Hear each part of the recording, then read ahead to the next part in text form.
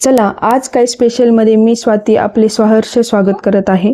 आज आपण बनवणार आहोत शाबू आणि बटाट्याचे पापड।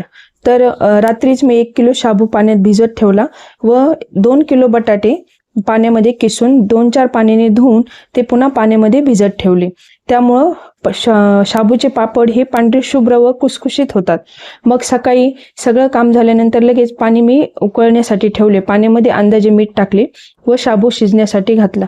शाबू चांगला हटून घ्यायचा। थोड्याशा गाठी झाले होते त्या मी फोडून घेतल्या व तुम्ही पाहू शकता असा ट्रान्सपरंट शाबू शिजून झालेला आहे। ट्रान्सपरंट असा शाबू शिजून झाल्यानंतर आपण त्यामध्ये जो बटाट्याचा किसून घेतलेला होता रात्रीच तो अजून एका पाण्याने धुवून चांगलं त्यातलं पाणी काढून मग तो आपण ह्या शिजलेल्या शाबूमध्ये आपण घालणार आहोत। अशा प्रकारे मी थोडा थोडा या शिजलेल्या शाबूमध्ये बटाट्याचा किस घालून घेतला आहे व तो चांगला मिक्स करून घेऊन हटून घेतलेला आहे। शाबू छानपैकी असा मिक्स करून घ्यायचा व 10 ते 15 मिनिट फुल गॅसवर हे दोन्ही एकत्र शिजून घ्यायचे।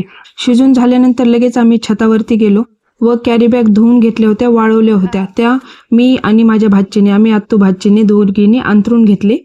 छानपैकी अंतरल्यानंतर आम्ही तिघींनी पण त्यावर मस्त शाबूचे पापड टाकून घेतले व 3 भांड्यामध्ये वेगवेगळे थोडंसं काढून एकामध्ये ऑरेंज कलर, ग्रीन कलर व थोडेसे चिली फ्लेक्स घेतले।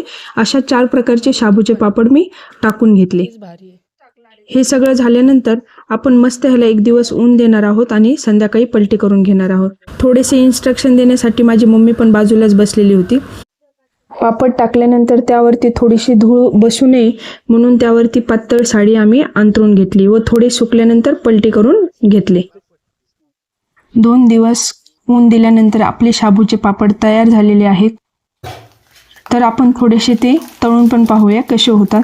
तर पापड एकदम पांढरे शुभ्र आणि चविष्ट आणि एकदम कुसकुशीत झालेले आहे।